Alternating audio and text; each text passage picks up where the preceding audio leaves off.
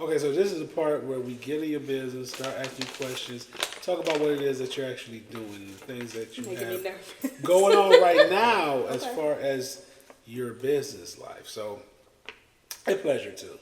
So, what Pleasure. Or lack thereof. not pleasure like that, just pleasure like what, Pleasure. no, what she does for like fun. And stuff Okay, like that. gotcha. Yeah. So, what made you start podcasting, and was there like a moment or a story? Because you talked about it a little bit in the beginning. Was there a story that lit the fire? So I was just starting out with like my red carpet hosting. Like I literally just started asking people like, hey, can I come do some interviews? I just want to do that.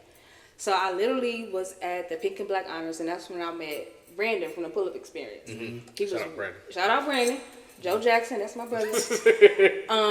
So I'm interviewing people. He's like watching me do my interviews. I'm like, who is this dude? Like, why he all in my business? Yeah. So afterwards, he's like, I want you to come on my podcast.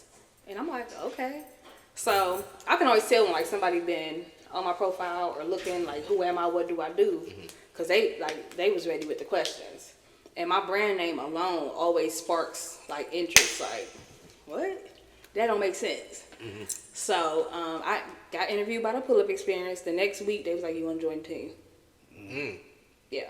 So I don't do as much on-screen interviews. That's pretty much Brandon and Brittany. So my role now is more so behind the scenes. So if we have like a red carpet event or somewhere where we actually pull up, then I'm usually the person that do the interview because nobody else likes doing those. So that's kind of like my role. So any special event I'm directing, I'm interviewing the guests there.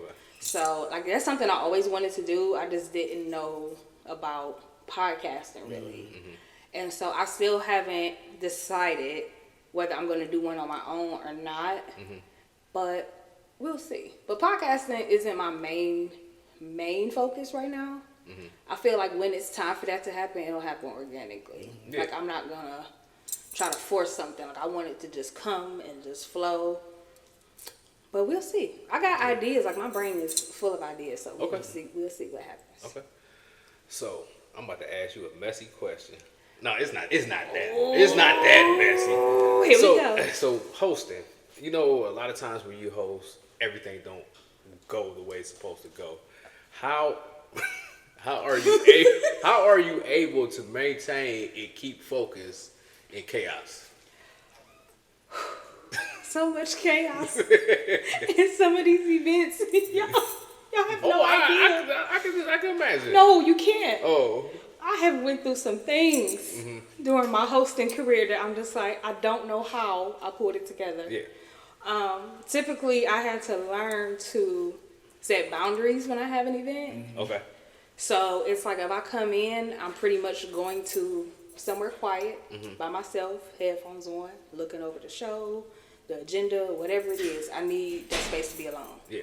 So doing that just kind of sets up the rest of my day because there is a lot of chaos. So I find finding me a peaceful center, finding me somewhere where I can isolate myself because things are going to go wrong.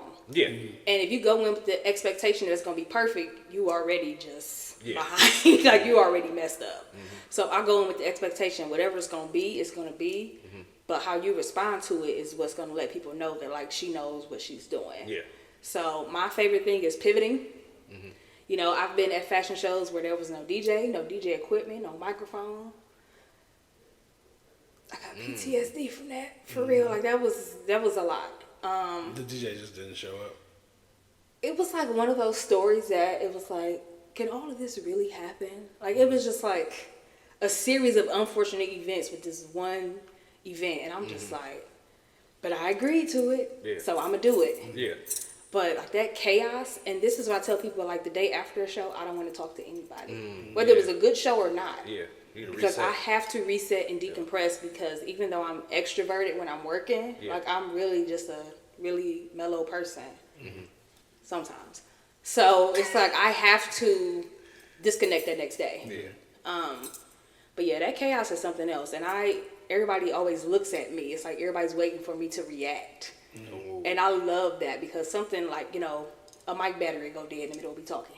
And I'm talking, I'm like, then everybody looking at me like, oh, she about to flip out. She about to. I'm not. Because I have my rituals and things that set me up for success before I leave the house. Okay. So I sit, I pray, I stretch. You know, I go for a walk. Mm-hmm. I don't talk on the phone. I don't drink alcohol a night before I host an event. Mm-hmm.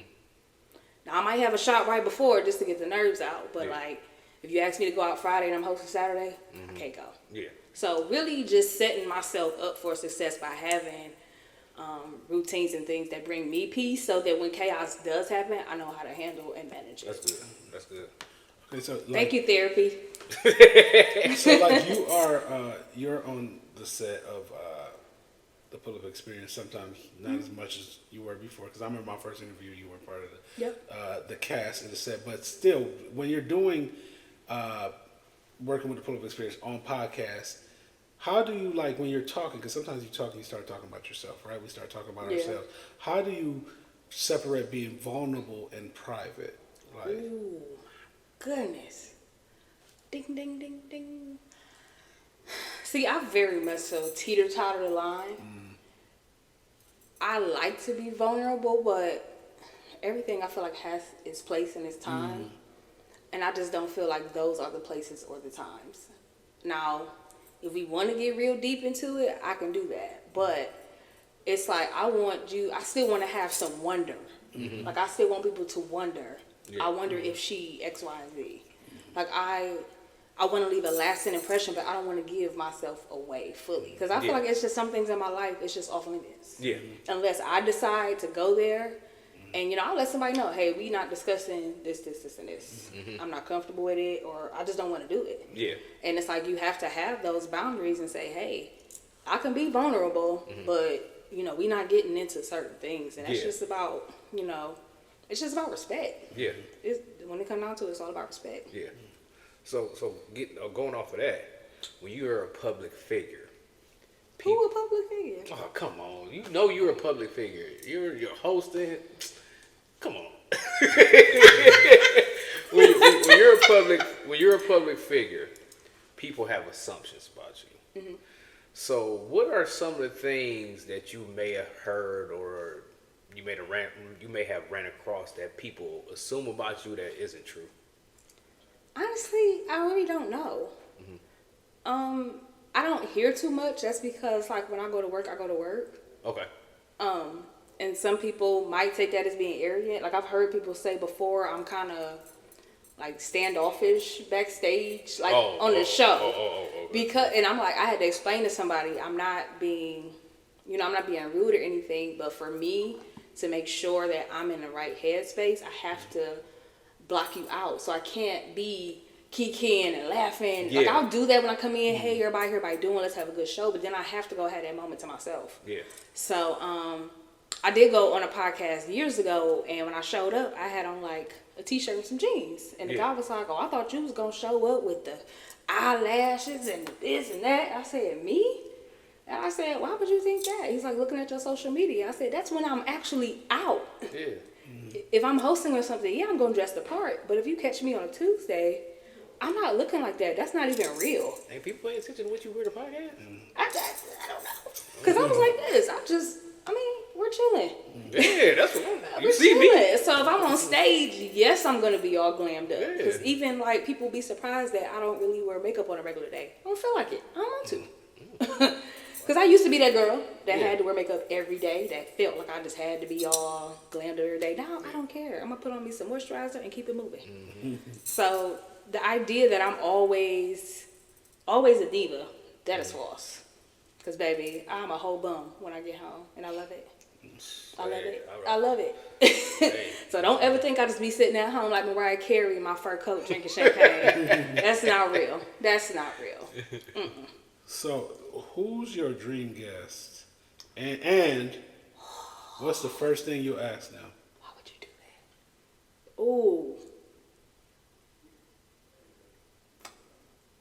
Oh my gosh. It's so many people I'm thinking of. One of my dream interviews is Nina Parker. She used to be on E! News. She was a journalist, red carpet correspondent, and she's a fashion designer, has her own line at Macy's. Mm-hmm. So she's one of my idols. Like, I talked about her in my book, which is on sale right now, The Engagement Specialist. Mm. And I just would love to ask her, like, what made you keep going? Like, even when things didn't work out at, this job or that job. Because I'm like, she went from being on E! News to now her brand is sold in Macy's all over the world. And I'm just like, I want to sit down and ask you, Macy's. How? Yeah. How? For real. Yeah. Like, after 1,000 no's, like, how did you keep going after all of those no's? Yeah. For sure. Nina Parker, girl, I love you, girl. I tried to send you a DM to get a book. Your name was in it, girl. Okay. So, with you being a published author, what went into that? With you writing a book, what was the process? How did that come about? Oh my gosh. It was so much self-doubt trying to get that book done. Because when I tell y'all, I have stuff stored up from I have stuff that I've written all the way back to 2013 that have never been released. Wow. I'm talking about blogs, short stories. I did a screenplay one time. I wrote a script before. And it's all just sitting in my documents. So I have a friend, Content Consulting, who helps people with ebooks, downloadables, all those types of things. So she kept saying, like, get that idea out of your head and get it into an ebook. And let's be clear, I did this for the money. So I was broke, like real broke. And I said, okay, I can't keep telling people your gifts will make room for you, and I'm not doing that for myself. Yeah. So I literally would I did a rough outline of the book, what I wanted it to be about, and then every once in a while go in, put some bullet points, take some notes. It took me like 6 months to write a 15-page book. So it was not I sat down in one weekend and did it. Yeah. But it took for me to actually focus on it because I do so many different things. It's hard to focus on one project. Exactly. When you got 1,000 things in your head. Like, as creative, trying to focus on one goal is so hard. I know it is for me. But I just took notes. And then my friend was like, if you post pictures, if you post yourself working on it, you have to deliver. Yes. Because you can't keep hyping up something and then you don't deliver because then you look like a liar. Yeah. So I literally went on Instagram and I said, drop it on November 30th. Boom. So I was typing my butt off until November 29th at 11 o'clock p.m. Then I dropped the book at midnight. Wow. Yeah. So, starting from the beginning, day one podcasting, right? What would you tell your day one podcasting self that you learned over the course of time that you know now? Ooh. I watch back some old footage. I'm so embarrassed because sometimes I'll make a comment that was so unnecessary. Okay. Not in a good way or a bad way or indifferent. It's just something that it was like, oops, I shouldn't have said that. Yeah. And it'd be little stuff. Like I'm nothing offensive, but it's just like, you didn't even need to add that tidbit. And sometimes, honestly, bringing up or comparing myself to somebody else's situation. Yeah. It's really easy to do that as people because it makes us feel connected. Yeah. But I'm like, I look back and I hear myself and I'm like, that wasn't your moment to address this or bring this up. So learning now to listen to hear and not to respond. Yes. That's changed things in my life across the board. It's like, let me listen to hear you, not listen so I can hurry up and come up with a comeback or a response. Yeah. So I really think letting the guests shine because that's who we want to hear from and not taking away from that by adding in too much extra stuff about myself. Yeah, sure. That's growth. That's real growth. It is, because at first I was like, no, I'm the best. You can't tell me. And I was like, notes.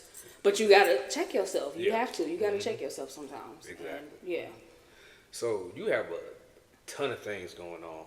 So what else do you have in store? Do you have anything else that's coming that you can share?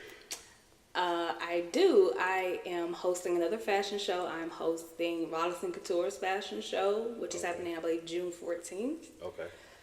I will be doing Podcasting 103 with the Pull-Up Experience. We will be talking about mastering on screen, developing your personality on screen, doing live interviews. We'll be doing that at the end of May. Okay. I got stuff booked all the way until November. That's good. Ooh, that's excellent. Yeah, excellent. It's crazy because May was supposed to be super slow. Yeah. And this is the first weekend in May, and I literally don't have a free weekend. But I got stuff coming. Look for me on TV, really, really soon. I don't have a date, but you will see me on Confessions with Jeff Brown. Okay. At some point in 2025. I just did another article with Bold Journey magazine. That would be my third one with them, I believe. Okay. And I'm definitely getting more into community events, workshops with our youth. Yes. Trying to bring the best of both worlds, because I am an educator. Yeah. And I'm also this creative. So I'm like, I have to find a way to combine the two. Yeah. So hopefully this summer I'll be working with some camps. Okay. I'll be doing some workshops, working on some social emotional learning throughout the summer. And just grinding, trying to put out these next couple of books, because there is a trilogy coming. Okay. So I'm just excited that I have, like, whatever this new wave of ambition and boss is in me right now. Like, I don't know where it came from, but like for the past couple months, I just been on. What fiction or not? Non-fiction, but I'm gonna have to fiction it up a little bit. Okay. Yeah, it's non-fiction. Okay. Okay. Don't start. You gotta, because you gotta say it's non-fiction so people don't get mad. So Nobody's gonna get mad. It's about a personal experience. Okay. Being a caregiver for my mom with cancer. Oh, okay. So I'm gonna be kind of helping people with things that I experienced that maybe they can handle it differently, or important things to know when you're faced with life that way. Important things to note that parents don't want to talk about. Because there's so many things that was left unsaid, undone, a mess. Yes. And it was like, it was hell trying to put pieces back together after that. So it's like, I want to be able to tell people, like, I went through this. I understand. I'm not saying all of our stories are the same, but I definitely understand. And if I can bring something, then I want to do that. Yep. Yeah. So, yeah, we're going to do some healing. We're going to do some healing through my, through my work. We looking forward to it. Yeah, You know we're I'm going to be excited. running into you all the time. Oh, yeah, I'm going to be outside. Events I'm going to be outside. So we want to thank you, and we're gonna come back with the entertainment topics. Yeah. Don't have them yet, but go ahead.